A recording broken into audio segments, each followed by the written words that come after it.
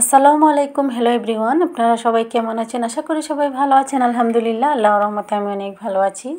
তো আজকে আপনাদের জন্য নাদের একটা রেসিপি নিয়ে হাজির হয়ে গেলাম। তো দেখতেই পাচ্ছেন এখানে বেশ খানিকটা জলপাই। এই জলপাইগুলো ছিল আমার বাবার বাড়ির গাছের। তো আমার বাবার বাড়ি একটা ছোট্ট জলপাইয়ের গাছ ছিল, ওটাতে অনেকগুলো কিন্তু জলপাই আসছে। তো আমি এখান থেকে কিছু জলপাই নিয়ে আসছিলাম। তো এই জলপাইগুলোকে আমি এখন আচার তৈরি করব। খুব ইজিলি এই জলপাইয়ের আচারটা তৈরি করা যায়। মাত্র 10 মিনিটে এই আচারটা আপনারা তৈরি করে সারা বছর জুড়ে সংরক্ষণ করতে পারবেন। তো প্রথমেই দেখতে পাচ্ছেন আমি পানিতে জলপাইগুলোকে ভিজিয়ে রেখেছি, দেন হাত দিয়ে আমি এভাবে জলপাইগুলোকে পরিষ্কার করে নিয়েছি। যেহেতু এই জলপাইগুলো ছিল পরিপক্ক, সেজন্য এই জলপাইয়ের মধ্যে দেখতেই পাচ্ছেন অনেকগুলো দাগ। তো জলপাই যখন আসলে পরিপক্ক হয় তখন এরকম দাগ চলে আসে জলপাইয়ের মধ্যে। তো আমি হাত দিয়ে আমি এইভাবে ডলে ডলে কিন্তু পরিষ্কার করে নিচ্ছি জলপাইগুলোকে, এবং জলপাইয়ের মধ্যে যে ডাঁটাগুলো ছিল ওগুলোও আমি ফেলে দিব, দিয়ে পরিষ্কার করে ভালো করে ধুয়ে একটা প্লেটে তুলে নেব প্রথমে। আর এই জলপাইয়ের রেসিপিটা খুব ইজিলি কিন্তু আপনারা তৈরি করতে পারবেন।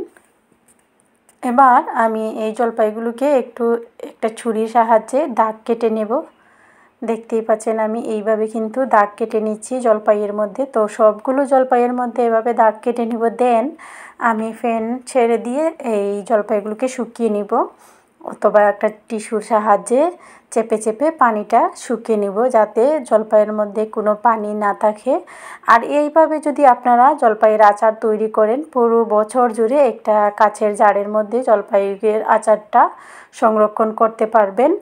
এতে জলপাইয়ের আচারগুলো একদম নষ্ট হবে না, এটা ফ্রিজেও রাখতে হবে না, বাহিরে এই আচারটা সংরক্ষণ করতে পারবেন পুরো বছর জুড়ে। তো এখানে অল্প কিছু জলপাইয়ের আমি আচার তৈরি করে আপনাদের সাথে দেখিয়ে দিচ্ছি। তো এই জলপাইয়ের আচারটা হবে টক মিষ্টি ঝাল। তো আপনাদের সাথে আমি দেখিয়ে দিচ্ছি। এই তো আমার জলপাইগুলো অনেকটা শুকিয়ে গেছে, দেখতেই পাচ্ছেন আপনারা, একদম পানি নেই। আর এখানে কি কি উপকরণ ব্যবহার করছি আমি দেখিয়ে দিচ্ছি। এখানে ছিল মেথি দানা, তারপর এখানে ছিল মৌরি, দেন এখানে কালো জিরা, তারপর এখানে ছিল সরিষে দানা, দারচিনি এক টুকরো, তারপর রসুন এবং আস্ত শুকনো মরিচ, বিট লবণ, আর এখানে ছিল সিরকা এবং সরিষার তেল। তো এই উপকরণগুলো দিয়ে আমি খুবই সুস্বাদু এই রেসিপিটি তৈরি করব, এবং সাথে লাগবে চিনি। তো আমি এখানে প্রথমে একটা প্যান বসিয়ে দিয়েছি চুলায়, দেখতেই পাচ্ছেন। এবার এই মশলাগুলোকে আমি একটু টেলে নেব। তো প্রথমেই আমি দিয়ে দিচ্ছি এইখানে মেথি দানা, দেন এইখানে দিয়েছি মৌরি এবং দারচিনির টুকরাটাকে আমি একটু ভেঙে দিয়ে দিচ্ছি, যাতে সুন্দরভাবে একটু ভাজা হয়ে যায়। আর এই পর্যায়ে আমি চুলার হিটটা একদম লো ফ্লেমে রেখেছি, দিয়ে দিলাম আমি সরিষে দানা। আমি এখানে সাদা সরিষে দানা ব্যবহার করেছি, আপনারা চাইলে কালোটাও ব্যবহার করতে পারেন। তো এই মশলাগুলোকে আমি প্রথমে ভেজে নেব। দিয়ে দিচ্ছি আমি শুকনো মরিচগুলোকে। তো আস্ত শুকনো মরিচের মধ্যে এখানে আমি 2টি শুকনো মরিচ দিয়েছি, দেন বাকিগুলো আমি পরবর্তীতে ব্যবহার করব। এবং দিয়ে দিলাম আমি এখানে কালো জিরা। তো ওগুলোকে আমি শুকনো তাওয়াতেই আমি এভাবে খোলায় ভেজে নিচ্ছি, দেখতেই পাচ্ছেন। তো এই পর্যায়ে কিন্তু চুলার আঁচটা একদম লো ফ্লেমে রেখেছি, যাতে মশলাটা পুড়ে না যায়, কিন্তু ক্রিস্পিভাবে যাতে এগুলোকে আমি ভেজে নিতে পারি সেজন্য। তো আমার এই মশলাগুলো অলরেডি ভাজা হয়ে গেছে, দেখতেই পাচ্ছেন। খুবই সুন্দর কালারটা কিন্তু চেঞ্জ হয়ে আসছে, আর খুবই সুন্দর একটা অ্যারোমা বের হয়েছে। তো এটাকে আমি একটা প্লেটে তুলে নিয়েছি। এবার এই কড়াইয়ের মধ্যে দিয়ে দিলাম এখানে 1 কাপের মতো আমি সরিষার তেল দিয়ে দিয়েছি। এবার যে রসুনগুলো আমি রেখেছিলাম এইখানে 3টা দেশি রসুন, ওগুলোকে আমি তেঁতলে নিয়েছি। আস্ত কিছু রয়েছে এবং কিছু তেঁতলে নিয়েছি, যাতে রসুনের ফ্লেভারটা বের হয় সেজন্য। এবার দিয়ে দিব আমি আস্ত শুকনো মরিচ। তো এখানে আমি 4টি আস্ত শুকনো মরিচও দিয়ে দিলাম। এবার আমি এগুলোকে একটু ভেজে নেব, এই রসুন এবং শুকনো মরিচগুলোকে।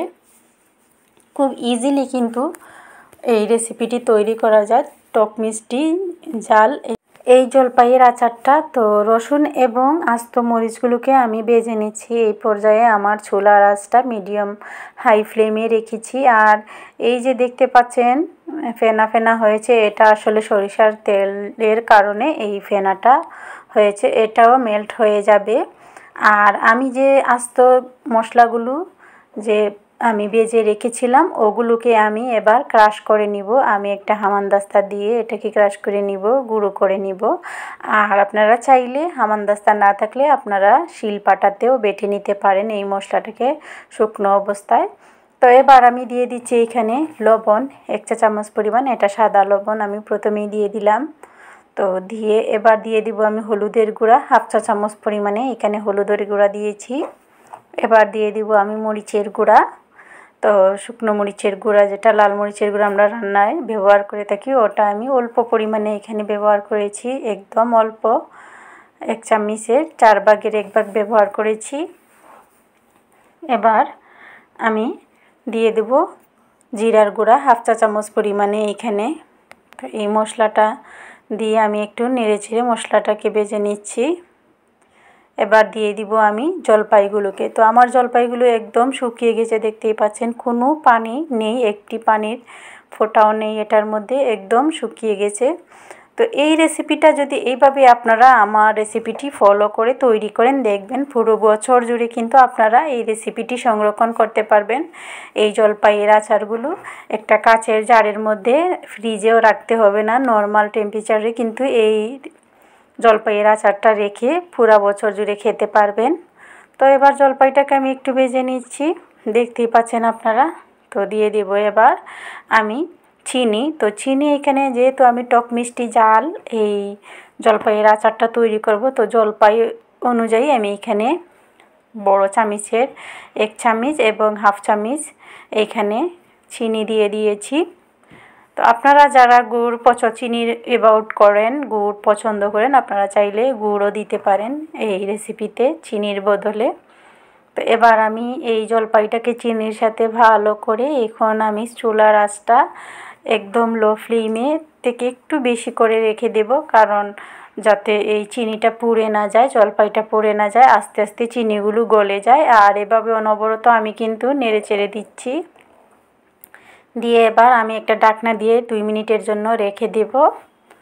তো 2 মিনিট পর আমি ঢাকনাটা সরিয়ে আবারও এই জলপাইগুলোকে নেড়ে চেড়ে দিব। দেখতেই পাচ্ছেন আমার এই চিনিগুলো কিন্তু মেল্ট হয়ে গেছে, দেখতেই পাচ্ছেন আপনারা। আর তেলগুলো কিন্তু উপরের দিকে একটু বেশি বেশি আসছে, প্রায় জলপাইয়ের আচারটা তৈরি হয়েই গেছে বুঝতে পারেন। তো দিয়ে দেব এবার আমি এখানে সিরকা। তো সিরকাটা আমি আসলে এখানে মেপে দিইনি, আমি আন্দাজ অনুসারে দিয়েছি, 1/2 কাপের মতো সিরকা দিয়েছি, ছোটো কাপ দিয়ে। আর এই যে মশলাগুলো রেখেছিলাম ওগুলোকে আমি এই যে গুঁড়ো করে নিয়েছি, এই গুঁড়ো মশলার মধ্যে এখানে আমি 2 চা চামচ পরিমাণে এই মশলার গুঁড়োটা ব্যবহার করব, কারণ এইখানে আমি অনেকগুলো মশলা কিন্তু তৈরি করেছি। এবার আর 1 চা চামচ দিয়ে দিলাম, প্রায় 3 চা চামচের মতো এখানে গুঁড়ো মশলাটা ব্যবহার করলাম। এবার দিয়ে দিয়েছি আমি এখানে বিট লবণ 1/2 চা চামচ পরিমাণে দিয়ে এবার এই মশলার সাথে জলপাইটাকে ভালো করে মিশিয়ে নেব। আর চিনি থেকে যে পানিটা বের হয়েছে, চিনিটা মেল্ট হয়ে, এটা আরও আমি 3 মিনিটের জন্য এভাবে নেড়ে চেড়ে আমি পানিটা শুকিয়ে নেব। দিয়ে দিলাম আমি তেজপাতা। তো তেজপাতাটা দিয়েও আমি এটাকে আরও 3 মিনিটের মতো এভাবে নেড়ে চেড়ে রান্না করব। তো এই তো আমার জলপাইটা কিন্তু তেলটা ছেড়ে দিয়েছে, দেখতেই পাচ্ছেন। এই যে পানিটা কিন্তু নেই এই জলপাইয়ের মধ্যে, চিনি থেকে যে পানিটা বের হয়েছিল ওটা কিন্তু শুকিয়ে গেছে। তো এবার আমি চুলার আঁচটা বন্ধ করে দিব। তো দেখতেই পাচ্ছেন জলপাইয়ের আচারটা কিন্তু তৈরি হয়ে গেল। খুব ইজিলি কিন্তু এই প্রসেসে আপনারা জলপাইয়ের টক মিষ্টি আচার তৈরি করতে পারেন। সবাই ভালো সুস্থ থাকেন এই কামনা করে আজকের মতো বিদায় নিচ্ছি। আর আমার ভিডিওটি আপনাদের কাছে কেমন লেগেছে অবশ্যই আমাকে কমেন্টের মাধ্যমে জানাবেন। আল্লাহ হাফিজ, আসসালামু আলাইকুম।